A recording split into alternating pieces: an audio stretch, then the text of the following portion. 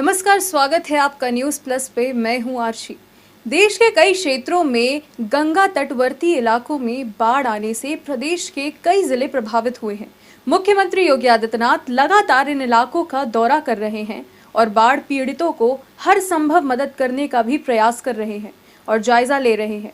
देखिए ये रिपोर्ट। वाराणसी में बाढ़ से उपजे हालातों का जायजा लेने के बाद मुख्यमंत्री योगी आदित्यनाथ शुक्रवार को गाजीपुर के बाढ़ग्रस्त क्षेत्रों का दौरा करने पहुंचे। उन्होंने गाजीपुर में बाढ़ प्रभावित इलाकों का हवाई सर्वेक्षण किया। इससे पहले एशिया के सबसे बड़े गांव गाजीपुर जिले के गहमर में प्रदेश के मुखिया योगी आदित्यनाथ ने बाढ़ प्रभावित 182 परिवारों में राहत सामग्री का वितरण किया। गहमर इंटर कॉलेज में आयोजित कार्यक्रम में बाढ़ पीड़ितों से मुलाकात करने के दौरान ही बाढ़ पीड़ित को राहत सामग्री भी मुख्यमंत्री ने वितरित की। इस दौरान सीएम योगी ने सभा में बाढ़ पीड़ितों के हित के लिए किए जा रहे सरकार के प्रयासों से अवगत कराते हुए तैयारियों के बारे में भी जानकारी दी।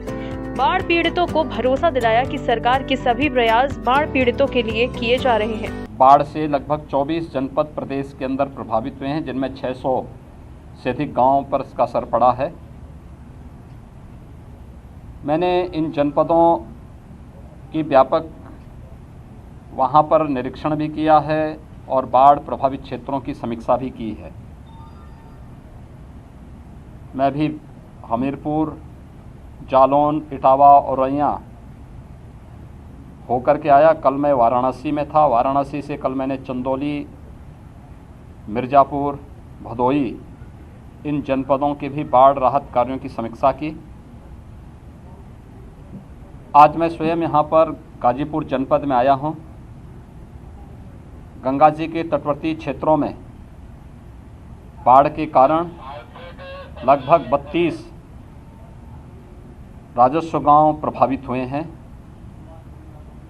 लगभग 1.5 लाख की आबादी कम और ज़्यादा इससे प्रभावित हुई है।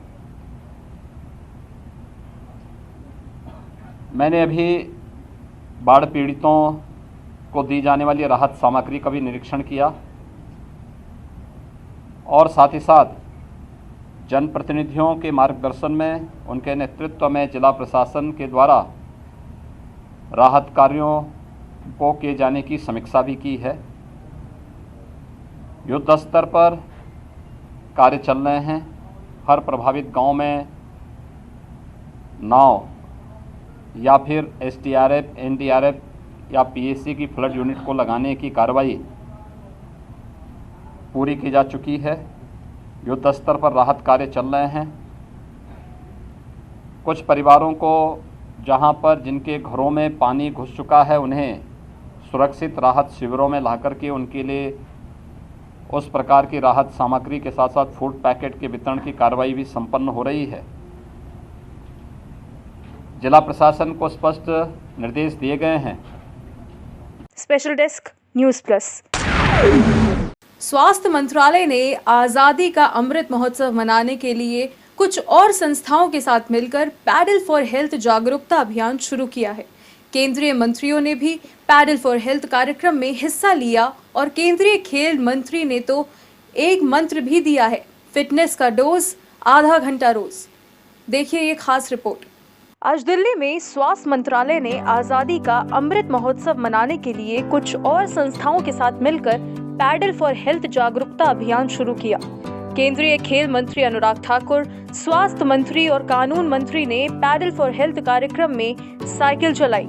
साथ ही उन्होंने कहा कि स्वस्थ भारत ही सशक्त भारत हो सकता है।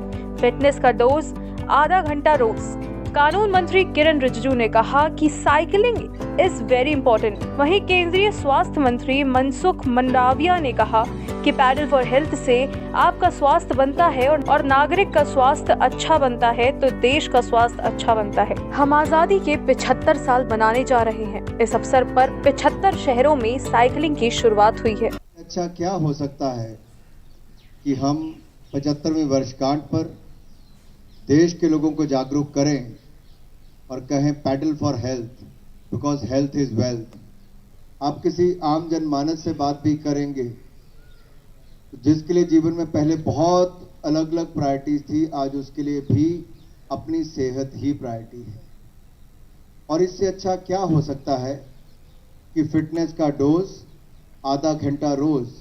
हम देश के लगभग 744 जिलों में, हर जिले के 75 गांव में और 75 गांव के 75 युवा उस पर भागेंगे, तो आप कुल मिलाकर देखिए करोड़ों लोग इसमें भागीदार होंगे उस दौड़ में। क्योंकि दौड़ है फिट रखने के लिए, दौड़ है जागरूकता के लिए, दौड़ है जन भागीदारी करने के लिए। तो कहीं ना कहीं जन भागीदारी से जन आंदोलन बनते हैं, और चाहे वो रनिंग के लिए हो, फिटनेस की डोज के लिए हो, साइकिलिंग के लिए हो, सबका उद्देश्य एक है, जन भागीदारी से जन आंदोलन, अमृत महोत्सव मनाना, भारत को फिट इंडिया की मुहिम से जोड़ना। और इसीलिए कल भी fit India freedom run 2.0 launch किया गया, आज पैडल फॉर हेल्थ किया गया। तो मुझे लगता है इन कार्यक्रमों के माध्यम से जहां जागरूकता भी होगी, जन भागीदारी भी होगी, और कहीं ना कहीं स्वस्थ भारत की नींव भी रखी जाएगी। आज़ादी के 75 साल के अवसर पर सारे देश के साइकिलिस्ट ऐसा तय कर सकता है कि हम एक साइकिलिस्ट 10-10 लोगों को साइकिलिस्ट बनाएंगे, साइकिल के साथ जुड़ेंगे। दोस्तों, नेशन का काम है, एक करने जैसा काम है, और मैंने तो संकल्प लिया है कि मैं उसको मिनिस्ट्री के माध्यम से साइकिलिंग को हेल्थ के साथ जोड़ने वाला हूं। मिनिस्ट्री के माध्यम से मीन्स मिनिस्ट्री में भी एक वर्टिकल क्रिएट करके urban ministry, urban development ministry, health ministry, sports ministry, सब मिनिस्ट्री साथ में मिलकर साइकिलिंग को कैसे प्रोत्साहित करें। Cycling is a way of life, pedalling for the future, pedal for health, ये बहुत बड़ी बात है। और जो हमने कई जगह में जो अर्बन डेवलपमेंट का प्लानिंग होता है, उसमें साइकिलिंग का ट्रैक, साइकिलिंग का लेन, ये जो धीरे धीरे जो आ रहे हैं, ये बहुत अच्छा ट्रेंड है। साइकिलिंग को प्रायोरिटी स्पोर्ट्स में लाया। पहले साइकिल जो है, साइकिलिंग जो स्पोर्ट्स है, ये अदर स्पोर्ट्स कैटेगरी में आते थे। तो हमने कहा कि यार इतना बड़ा देश में इतने लोग साइकिलिंग करते हैं, ये ऐसा नहीं हो सकता, कभी हम जरूर ओलंपिक तक जा सकते हैं, मेडल भी ला सकते हैं। Special desk news plus.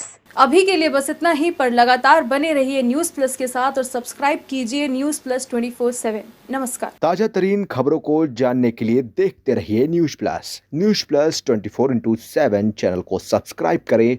Update के लिए बेल आइकन को दबाएं।